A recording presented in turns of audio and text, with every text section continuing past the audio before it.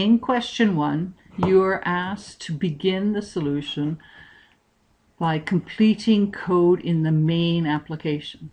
The main application means we are starting in the main function.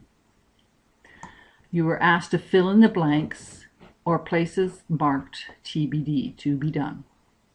Now, filling in the blanks in that was meant to demonstrate your use of command line arguments. So somewhere in there you should have been using these command line arguments and your knowledge of calling functions. This question was, do you know how to call a function? What functions are available for you? There is the read layout function and the print layout function. At this stage here we go, and the first blank that we encountered was that you had to check the number of command line arguments that were provided.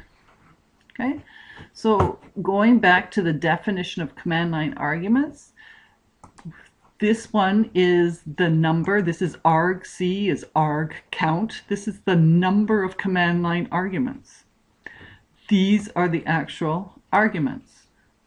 In the program up here, we have 2 command line arguments. So we want to have an arg count, and we want to compare it either to 2 or 3. 2 or 3, both 2 or 3 would be acceptable for this exam. And the difference lies in, remember that the first command line argument, argv at 0, is actually the name of this program. So that the file name here would be argv at 1 and argv at 2. So in a way we have an array of 0, 1, and 2, so that means there's 3 elements. That's a nuance. It's not important on an exam. TBD. The next part was you had to fill in some code here, and in that code you had to read the provided configuration file to initialize the rooms array.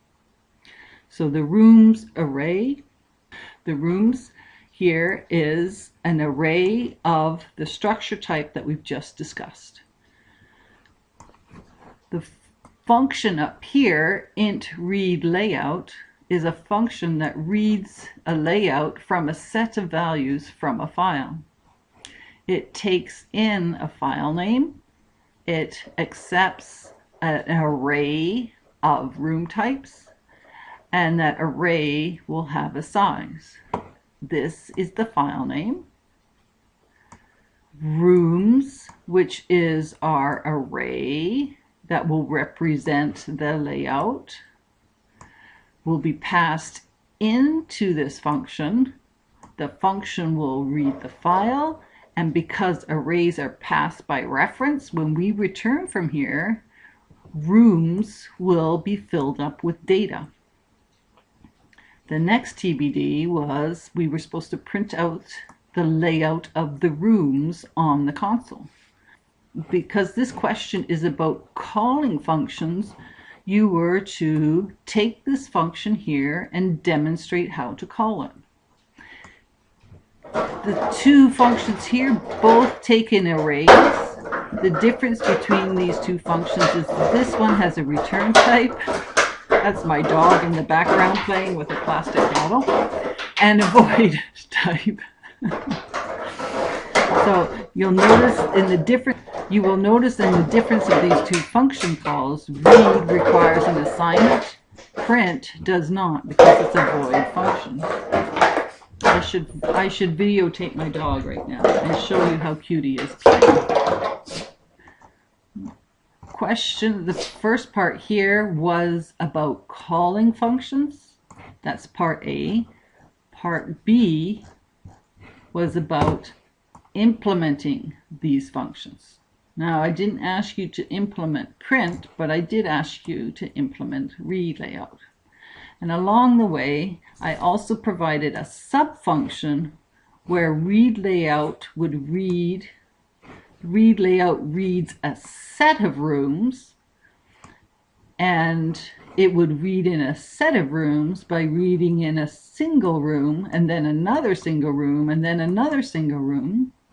So from there, you should see that the heart of this function over here is that I'm going to call read room over and over and over again until I either hit the end of file or I've exceeded the capacity of my declared array, that I've reached the maximum. Starting here, read layout is a function that's reading in from a file. The file is a string name here. File name is a string name. You take that file name and open the file. After checking that the open worked, go into a main loop here where over and over again you'll read the next part of the file, and reading the next part of the file will be to read the room. We are delegating to this function and saying that this is the file handle and this is the element in the array of rooms which are to be initialized. If we now go up to here, we see that bool read room is meant to read in just the layout of a single room. The file has already been opened. We're getting a file handle instead of a file name as a string. So we do not need an fopen in here. Instead, we start directly reading from the next line in the open file, and we read in the name of the room, and then we read in the number of doors that we have that this room has. The number of doors is used in the next statement, in the next major statement, to control the number of doors that will then subsequently be read in. So you notice, you see that if you just follow the percent tags inside the fscan, we read in the name, we read in the number of doors, and then over and over again we read in the room connected by that door. Going back up to the top here, you see that we read in the room, we read in the number, and we read in door and door and door. This part is a loop. Sometimes we read in 2 doors, sometimes we read in 1 door, sometimes we read in 3 doors. 2, 1, 3, we need a loop that is controlled by the number of doors that we have. And that's why you see in terms of major items inside of here, we have a for loop going one by one through the doors and reading in the room to which it's connected. There's some error handling associated in here, is that when we read in the number of doors, maybe we'll check that we don't exceed the number of doors. We're only supposed to have 4, and we shouldn't have a room with no doors, okay? And then after reading in 2 doors, or 1 door, or 3 doors, what we do is we continue on and we initialize all the remaining doors to -1. Remember that idea? That this is 2, this is 4, and then we want -1, -1. So we need to start our for loop counter after the last one and go until the last element in the array. And that's why you see that J here is initialized to I, where I at the end of this loop will be equal to the number of doors. Time to go on to question 2. Question 2 is about continuing the main program. We have an array of players. This is the maximum number of players we could support. The actual number of players is given by the second command line argument. Over here, argv2 is the actual number of players. We use that to limit the number of times we go through this array. Each time through that array, we're going to randomly assign the position of our player. And then for every one of their visited rooms, we'll just mark it equal to false. And then we'll mark one of the rooms equal to true. Going back to our diagram to see it in action, I'm saying that I'm randomly starting off in a room. And as far as the list of available rooms, I'm listing them all equal to false or -1 or 0, some mark. And then I mark one of them as being visited. We move to question 3. we're ready to start thinking about playing the game. Playing the game is about rolling the dice, just like in Snakes and Ladders. And in Snakes and Ladders, we had 2 dice. The 2 dice we would roll. We roll a dice by generating a random number and making sure that that random number ends up being 1, 2, 3, 4, 5, 6. We have 2 dice, so we roll them. The only special thing inside of this question is that it's also an exercise in pass by reference arguments. Whenever we have a pass by reference argument, we need to put a star in front of the local argument. Now, the other part of the question was to draw the stack frame diagram of it. Stack frame diagram. So the stack frame diagram of this one, we need 2 activation records. One for the main code, represented over here by this box, and the second one for this function, represented by this box. In the main, the data structure that we have is an array of 2 integers. An array is drawn by 2 boxes that are connected. This is die at 0 and this is die at 1.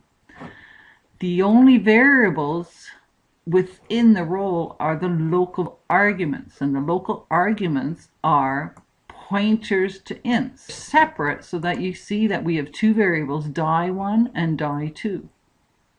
Die 1 during the call is meant to point with die 0. Die 2 is assigned to point to die 1. Pointers are drawn as arrows. Just as a little exercise, what if I went die 1 and this was die 0? How would the diagram change? Well, die 1 is pointing to die at 1. So now the diagram would be like this.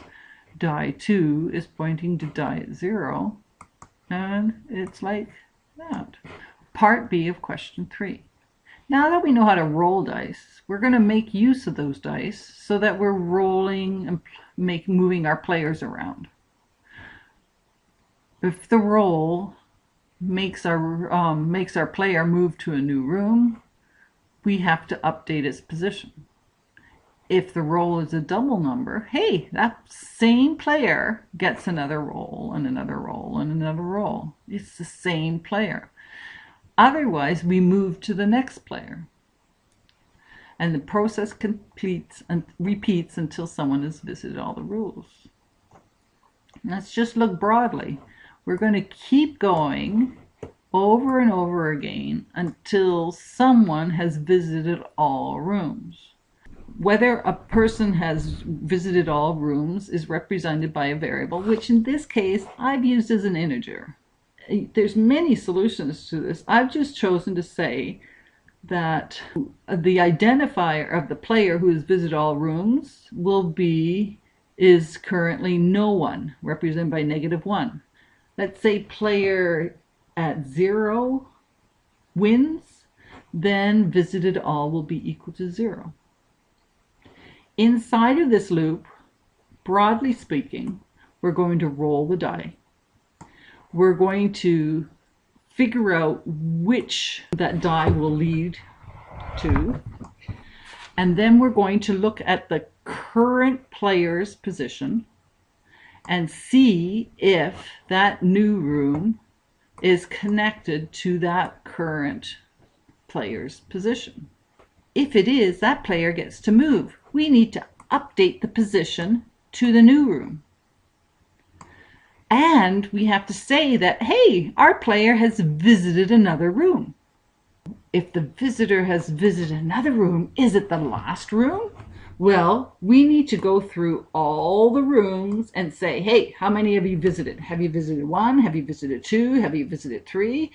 So we do a count of each one, and if the count of all the rooms that is visited is equal to the number of rooms, in our scenario 5, then this player wins.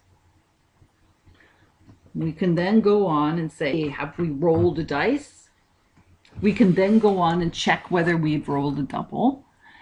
If we have not rolled a double, then we're going to increment to the next player. We're going to advance to the next player. Now, when we get to player 1, player 2, player 3, if we've got how many players we got, then we need to go back and start at the beginning. So we start off, we give player 0 first chance, and then every time through the loop, as long as we don't roll a double, we go to the next player. And we keep going and keep going and keep going until someone has visited all rooms successfully.